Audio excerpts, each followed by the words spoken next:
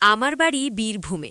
এখানকার লাল মাটির গন্ধ, শস্যক্ষেতের সবুজ আর পুকুরের ধারে বুনো ফুলের শোভা মনকে শান্তি দেয় বটে, কিন্তু মনের ভেতরে যে ঝড়টা বয়ে যায় তার খবর কেই বা রাখে।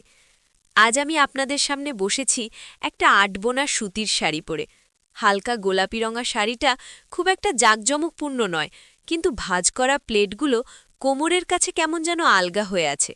আঁচলটা কাঁধের উপর থেকে একটু নেমে এসে বুকের বাঁ দিকটা ঢেকেছে আলগোছে, আর হালকা ব্লাউজটা কেমন একটা নরম স্পর্শ দিচ্ছে ত্বকে। আমার লম্বা ঘন চুলগুলো একটা অগোছালো খোপার মতো করে বাঁধা। আসলে আজকের দিনটা আমার মনটা বড়ই উদাস, তাই সাজগোজের দিকে মন দিতে পারেনি। চোখে কাজলও নেই, তবুও কেমন একটা গভীরতা দেখতে পাচ্ছেন হয়তো।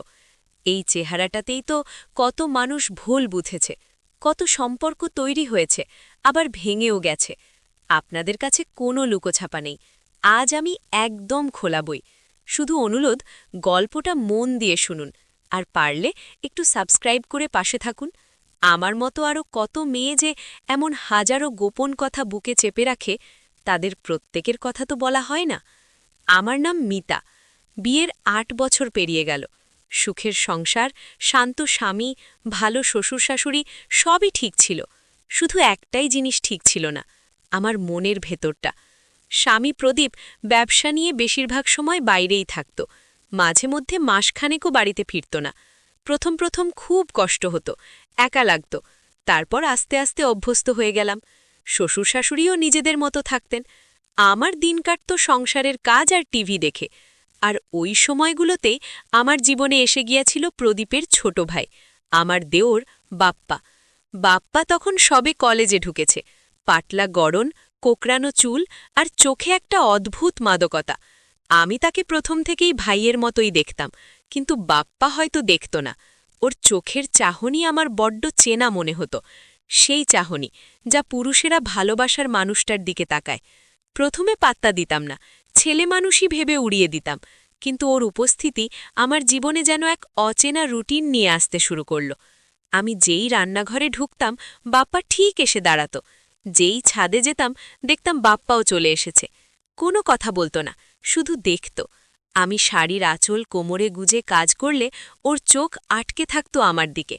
প্রথম প্রথম অস্বস্তি হতো, রাগও লাগত, বকাঝকাও করেছি দু একবার। কিরে, এভাবে তাকিয়ে আছিস কেন? যা, নিজের কাজ কর। ও শুধু মিটিমিটি হাসত, মুখ নামিয়ে নিত। একদিন দুপুরবেলা শাশুড়ি পাশের বাড়িতে গেছেন, প্রদীপ তো বাইরে, আমি একারই ছিলাম। আমি রান্নাঘরের তাক থেকে কিছু নামাতে গিয়ে হাটভুসকে একটা কাঁচের বাটি ভেঙে ফেললাম। শব্দ শুনে বাপ্পা ছুটে এলো। আমি তখনও হাত দিয়ে কাঁচের টুকরোগুলো সরাচ্ছি, আর হঠাৎ একটা বড় টুকরো লেগে আমার হাতে গভীরভাবে কেটে গেল। দমাদম রক্ত বেরোতে শুরু করল। আমি যন্ত্রণায় কুঁকিয়ে উঠলাম। বাপ্পা আমার হাতটা চেপে ধরল। বৌদি, কি করেছ? এত রক্ত! ওর চোখ দুটো কেমন যেন ভয়ে বড় বড় হয়ে গিয়েছিল। আমার হাত থেকে রক্ত ঝরছে, আর ও পাগলের মতো ছুটোছুটি করতে শুরু করল। ডেটল আর তুলো নিয়ে এসে নিজেই আমার হাতটা ধরে ব্যান্ডেজ করে দিল। ওর হাতের ছোঁয়া পেয়ে আমার শরীর কেমন যেন শিরশির করে উঠেছিল। ওর হাতের স্পর্শে যে এমন এক অদ্ভুত অনুভূতি হবে, সেটা আগে কখনো ভাবিনি। সেদিন প্রথম বাপ্পার চোখের দিকে তাকিয়ে আমি আর কিচ্ছু বলতে পারিনি। ওর চোখে আমি একরাশ মুগ্ধতা আর ব্যাকুলতা দেখতে পেয়েছি। এরপর থেকে বাপ্পা আমার প্রতি আরও যত্নশীল হয়ে উঠল। আমি কি খাচ্ছি, কি করছি, সব দিকে তার নজর। আমার ব্লাউজের হাতা সামান্য নিচে নেমে গেলে ও নিজে থেকেই এসে টেনে দিত, যদিও চোখে ছিল এক অজানা আবেগ। দিনের পর দিন প্রদীপের অনুপস্থিতি আর বাপ্পার নিরন্তর কাছাকাছি আসা আমার মনে এক গভীর প্রভাব ফেলছিল। আমি নিজেকে বোঝানোর চেষ্টা করতাম যে এটা ঠিক নয়, ও আমার দেওর, আমার স্বামীর ছোট ভাই। কিন্তু মন কি আর বোঝে? বাপ্পার ওই নিষ্পাপ অথচ আবেদনময়ী চোখ, ওর নরম গলার স্বর আর আমার প্রতি ওর অবাধ আকর্ষণ ধীরে ধীরে আমাকে গ্রাস করতে শুরু করল। আমি যখনই একা থাকতাম তখনই বাপ্পার কথা মনে পড়ত। রাতে ঘুমোতে গেলে ওর মুখটা ভাসত চোখের সামনে। নিজেকে খুব অপরাধী মনে হতো, কিন্তু একই সাথে একটা অদ্ভুত ভালো লাগাও কাজ করত। একদিন দুপুরবেলা যখন বাড়িতে কেউ ছিল না, আমি জানালার পাশে সেলাই করছিলাম। বাপ্পা আমার পাশে এসে বসল, খুব নিচু গলায় বলল, বৌদি, আজ তোমাকে খুব সুন্দর লাগছে। আমি চমকে উঠলাম। ওর দিকে তাকাতেই দেখি ওর চোখ দুটো কেমন যেন জ্বলে উঠেছে। ওর গলায় একটা আলাদা টান। আমি কিছু বলতে যাচ্ছিলাম, তার আগেই ও আমার হাতটা টেনে নিল। আলতো করে ওর হাতের ওপর আমার হাতটা রাখল, আর ওর চোখ দুটো আমার দিকে স্থিরভাবে তাকিয়ে রইল। সেই নীরব চাহনিটা যেন হাজারো কথা বলছিল। আমার সমস্ত শরীর কেমন যেন অবশ হয়ে আসছিল। আমি নিজের হাতটা ছাড়ানোর চেষ্টা করলাম না, শুধু ওর দিকে তাকিয়ে রইলাম। ওর চোখের গভীরে ডুবতে শুরু করলাম। একটা তীব্র আকর্ষণ আমাকে ওর দিকে টানছিল। সেই দিন থেকে আমাদের সম্পর্কটা এক নতুন মোড় নিল। যেখানে আগে ছিল নীরব চাহনি, এখন যোগ হলো স্পর্শ। বাপ্পা অজুহাত খুঁজত আমার কাছে আসার। কখনো বই নিয়ে পড়তে বসত আমার পাশে, কখনো টিভি দেখতে দেখতে আরও কাছে সরে আসত। আমি যখন বিছানায় বসে রাতের খাবার খেতে যেতাম, দেখতাম ও ঠিক আমার পাশে এসে বসছে। ওর উপস্থিতিটা আমি অনুভব করতে পারতাম। ওর নিঃশ্বাসের শব্দ, ওর শরীরের মৃদু গন্ধ আমার ভেতরে এক অদ্ভুত আলোড়ন সৃষ্টি করত। আমাদের এই গোপন বোঝাপড়া যেন একটা নেশার মতো ছড়িয়ে পড়েছিল আমার মনে। আমি চাইলেও নিজেকে আটকাতে পারতাম না। প্রদীপের কথা মনে পড়লে অপরাধবোধে কুঁকড়ে যেতাম, কিন্তু বাপ্পার আকর্ষণ সব যুক্তিকে ভাসিয়ে নিয়ে যেত। একদিন রাতে প্রচণ্ড বৃষ্টি হচ্ছিল, বিদ্যুৎ চলে গিয়েছিল। ভয়ে আমি কাঁপছিলাম, কারণ আমি একদম একা ঘরে ছিলাম। প্রদীপ তখনও ফেরেনি, শ্বশুর শাশুড়ি অন্য ঘরে ঘুমোচ্ছিলেন। হঠাৎ দরজায় হালকা টোকা পড়ল। বাপ্পা। আমি দরজা খুলতেই ও ঘরে ঢুকে পড়ল। ওর ভেজা শরীর থেকে বৃষ্টির ফোঁটা পড়ছিল। ও আমার পাশে এসে বসল, আমার হাতটা ধরে বলল, ভয় পাচ্ছ বৌদি? আমি শুধু মাথা নাড়লাম। ও আমার হাতটা আলতো করে চেপে ধরল। ওর হাতের উষ্ণতা আমাকে সাহস যোগাচ্ছিল। বাইরে বৃষ্টির তাণ্ডব, আর ঘরের ভেতরে আমাদের দুইজনের হৃদয়ের স্পন্দন যেন এক হয়ে যাচ্ছিল।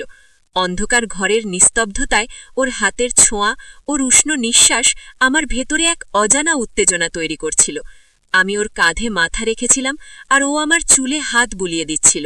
সেই স্পর্শে, সেই নীরব মুহূর্তে আমাদের সম্পর্কটা আরও গভীর হয়ে গিয়েছিল। আমি জানি না এটা ভালোবাসা ছিল নাকি শুধুই শারীরিক আকর্ষণ, হয়তো দুটোই ছিল। আমাদের এই গোপন সম্পর্কের কথা আমি কাউকে বলতে পারিনি। সমাজের চোখে এটা কত বড় পাপ, কত বড় অন্যায় তা আমি ভালো করেই জানতাম, কিন্তু এই অনুভূতিগুলোকে আমি অস্বীকার করতে পারছিলাম না। বাপ্পাও দিনে দিনে আরও বেশি সাহসী হয়ে উঠছিল। সে আমার জন্য উপহার নিয়ে আসত, আমার পছন্দের খাবার তৈরি করে দিত, আর আমার সামান্য মন খারাপ হলেই অস্থির হয়ে উঠত। একবার প্রদীপ বাড়িতে এলো, আর বাপ্পাকে দেখে সে বলল, কিরে, আজকাল তোকে কেমন রোগা দেখাচ্ছে? বাপ্পা শুধু হাসল। আমি আর চোখে বাপ্পার দিকে তাকালাম। ওর চোখ দুটো যেন হাজারো কথা বলতে চাইছিল। আমি জানি প্রদীপের অনুপস্থিতি আমাদের এই সম্পর্কের কারণ। প্রদীপ আমাকে শারীরিক বা মানসিক কোনো সুখই দিতে পারত না। আমি জানতাম না আমার জীবনে এমন কিছু ঘটবে। একটা দেওর বৌদির সম্পর্ক এভাবে কিভাবে বদলে যায় আমার মাথায় আসত না। তবে আমার এই লোকানো ভালোবাসার মূল্য আমাকে দিতে হয়েছিল। বাপ্পা একসময় আমার এই দুর্বলতার সুযোগ নিতে শুরু করল। আমার ভয় আর গোপনীয়তা তাকে একরকম ক্ষমতা দিয়েছিল। সে যখন যা চাইত আমি না বলতে পারতাম না।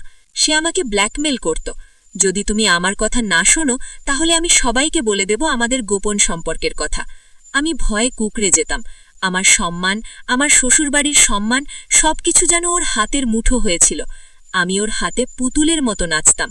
আমার হাসি, আমার কান্না সবই যেন ওর হাতের ইশারায় জ্বলত। এই সম্পর্কটা একসময় আমার কাছে স্বর্গের মতো লাগলেও এখন নরকের থেকেও খারাপ লাগছিল। আমি মুক্তি চাইতাম, কিন্তু মুক্তি পাওয়ার কোনো পথ দেখতে পাচ্ছিলাম না। একসময় আমার ভেতরে অপরাধ বোধ আর মানসিক টানাপোড়ন এতটাই তীব্র হয়ে উঠল যে আমি অসুস্থ হয়ে পড়লাম। রাতে ঘুমতো না, খেতে পারতাম না। বাপ্পা এটা দেখে আরও বেশি ভয় পেয়ে গিয়েছিল। ও বুঝতে পারছিল ওর ব্ল্যাকমেল আমার জীবনটাকে নষ্ট করে দিচ্ছে। আমার চোখের নিচে কালি পড়ে গিয়েছিল, চেহারায় একটা ক্লান্তির ঝাঁপ। একদিন রাতে বাপ্পা আমার ঘরে এসে চুপচাপ আমার পাশে বসল। ওর চোখে জল ছিল। বৌদি, আমি জানি আমি ভুল করেছি, আমি তোমাকে খুব কষ্ট দিয়েছি। আমি ওর দিকে তাকালাম। ওর মুখটা কেমন যেন ফ্যাকাশে দেখাচ্ছিল। ও বলল, আমাদের এই সম্পর্কটা আর টেনে নিয়ে যাওয়া সম্ভব নয়। আমি জানি আমি তোমার সাথে যা করেছি তা ক্ষমা করার মতো নয়। আমি এখান থেকে চলে যাচ্ছি বৌদি। আমি স্তব্ধ হয়ে গেলাম। বাপ্পা আমাকে ছেড়ে চলে যাচ্ছে।